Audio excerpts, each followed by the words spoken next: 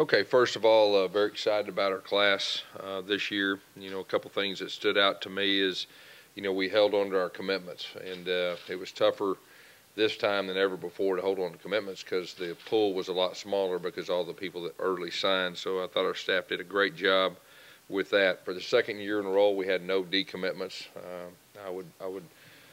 I would bet there's very few teams around the country that can say that, and that's really big, and that's a tribute to the kids that we're recruiting. The relationships that we're building are long term, and I think that's definitely a tribute to our staff. By state, started with the state of Alabama. We signed 9 players, which has been a priority for me since I've been the head coach here. Georgia, we signed 8. Florida, we signed 6, and we signed 1 from Australia. And I did not make an in-home visit to that one. By position, big class for us, wide receivers, we signed 4 we feel very good about. Also a big class for running backs, and we signed 3, and all 3 of those guys are different type skill sets. Offensive line, we signed 2. Quarterback, we signed 1. We did not sign a traditional tight end. Defensive line, we signed 4.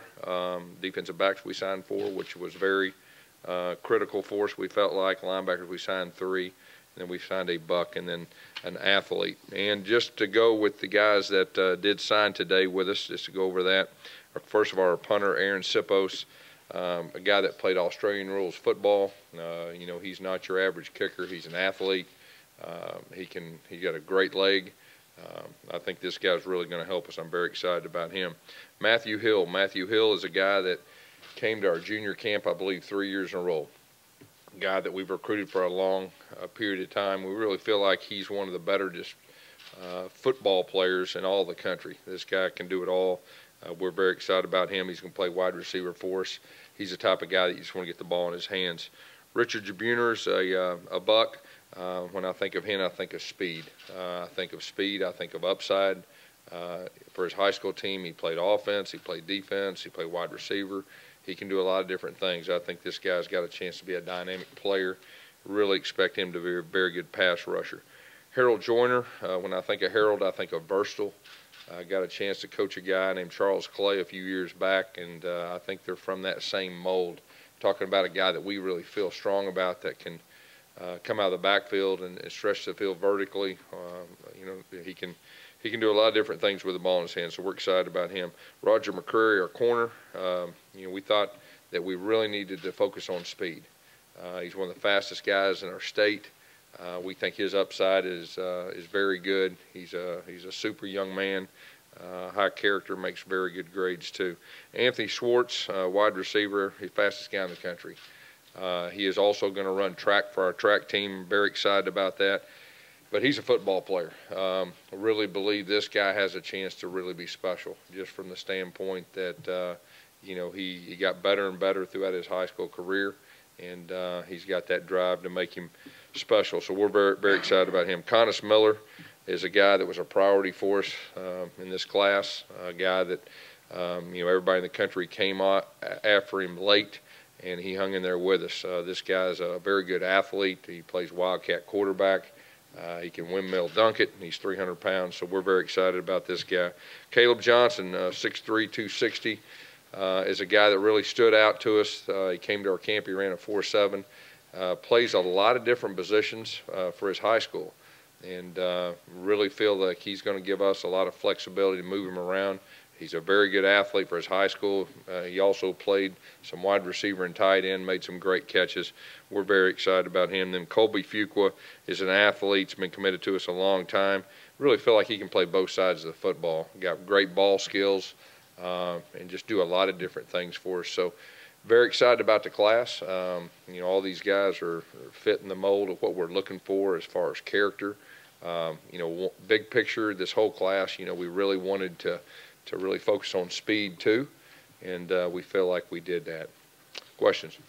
For any area of the class you think is the strength, any area where you wish you could assign? Yeah, we'll start off with offensive line. I mean, we would have liked to sign, you know, another offensive lineman or two, and we had some opportunities from guys that were interested late, but I just didn't want to take anybody. And obviously, you know, having our coaching change 2.5 weeks ago obviously was a factor of that.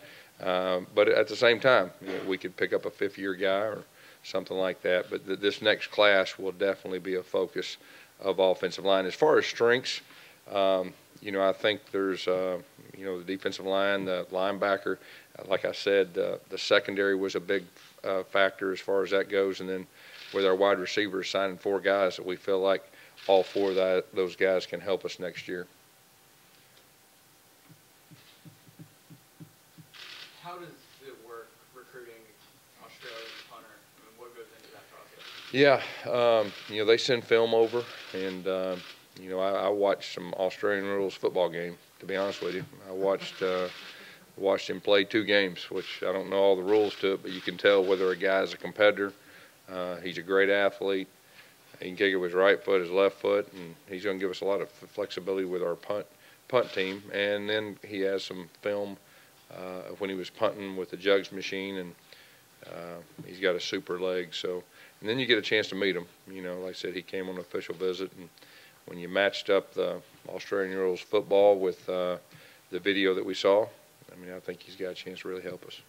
Toughest punter you've ever been around? I think he's got a chance to be. It looks like it. Yeah, maybe when he gets here and if he does get a job, tell him, hey, maybe don't try and knock someone's head off there. Tell you what, I would bet he's not going to be scared to tackle, because he's been tackling without pads on. So I bet he'll tackle somebody. When you're recruiting a guy like him, where you obviously can't go out there to see him, and you're just doing it based on film. Yeah. How much does it help the reputation of that academy that he comes from? They produced the last 5 great guys. Right. There's no doubt. That definitely helps, and then the standpoint, like I said, I watched him in professional games, and that was pretty impressive with his competitiveness. And then you get a chance to get around him. He's a real mature guy, a real driven guy. So I'm excited. Now that you guys have been through the first cycle with the early signing period and the second signing, what do you take on it? Yeah. Well, starting with the first cycle, that was definitely different. Something we had to get used to. We played an SEC championship game, and the 2 teams that played in that, they couldn't make in-home visits, that week like the rest of them could. And then, of course, 2 weeks later they have a signing. So that's something you just got to get used to as you go. I think it accelerates recruiting, as far as the early signing day. And then, of course, the second part of it was completely different. There wasn't as many players out there, and I think everybody in the country zeroed in on a lot of players, and that's really what made it different. But for us, we had our guys committed for a long period of time, and so it was more about us just making sure that we held on to our commitments with everybody coming after them, and our guys did that. You haven't been through this once. Does it help you going forward? There's no doubt. 100%. 100%. I think it was a learning experience for all head coaches. This is the way it's going to be, long term. I think it'll be different each year as far as just being more comfortable. So I not expect it probably to be the same. Just you feel like, not maybe than anybody else, but you feel like you're further ahead than you have been in the past on the 19 and 20 classes? Oh, yeah, 100% on that, just from the standpoint that, we didn't have a whole lot of guys that we were recruiting the second part, and it gave myself a chance to get out in schools of 2019 prospects more. I know our staff hit the 2019. And like I said, the big thing is everything is going to be more accelerated now, and I think you'll see, things moving up, each year. You only have 1 junior college signee in this class. That's the fewest you've had. You mentioned last year we only had 2. Yeah. That's obviously partially built over, after a number of years of stability. But having just 1, Gus, was that by design? Yeah, I think you just kind of said it. We've had solid recruiting classes one after another, and so if we have a junior college player that is a need for that position for that year, we're definitely going to recruit them if they fit. But I think it probably says more about just how stable we are from a recruiting standpoint with our depth. You said in December you also wanted to get a big-time tight end. Yeah. Just what you're feeling and not being able to get one. Yeah, well, Joyner is going to play running back for us, but you know, he does some things that Charles Clay did, which, you know, out of the backfield, stretching the ball on wheel routes and vertical routes. And so, you know, that'll fill somewhat of a void there with that. Will that be a priority again going forward? Yeah, it'll be a priority in this next class. That, you know, I'd say right now, early on, I would say tight end, and I would say offensive line, you know, for this next class will definitely be one of the priorities. Yeah, we've addressed that with him, and we don't expect anything like that to happen again. How are your guys that are already going through their workouts? They're off to a good start. You know, Coach Russell gives me a report, you know, once a week, and said the guys are, first of all, they're really good kids. They're working hard. He said they're very athletic, and so he's pleased. Do you expect Derek to be able to take part in spring from the get-go? You know, at this point, it looks like he probably will not start participating until after spring break. So if that is the case, the two younger guys will have a chance to, you know, get those 4 or 5 practices, you know, under their belt before he gets back. And I would need to say this too, that there is going to be adjustment in our spring starting date. Originally it was going to be the 27th. We're going to move that to that Thursday to the 1st will be our first practice. I just feel like we need a couple more days of preparation before we get started. So will that then move like the last day, like 2 days after A-Day then? Yeah, that's what we'll do. We'll practice the 2 days after A-Day.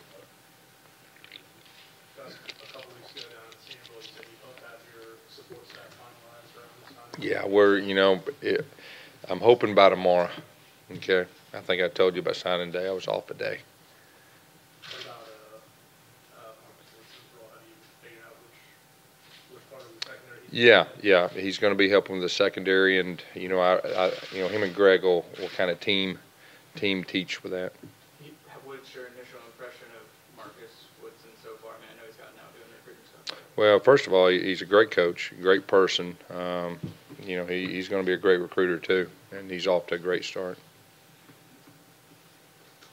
Gus, there's apparently going to be some kind of changes in the transfer rules. What's your feelings about that? Like guys that would transfer without having to sit out. Yeah, we'll see where that goes. I mean, that would open up a lot of different things and a lot of different dynamics. So we'll see where that goes. Anything else? All right, Coach. Brandon, you The got way you finished, you feel like you finished strong on the trail in the last week or so, or how did you guys approach this thing? Yeah, you know, I think like I said, our priority was to keep our commitments, and we did that. We knew we had a big time class even before that, so we feel good about where we're at, you know, and we'll see possibility of a grad transfer or two. We'll see where it goes.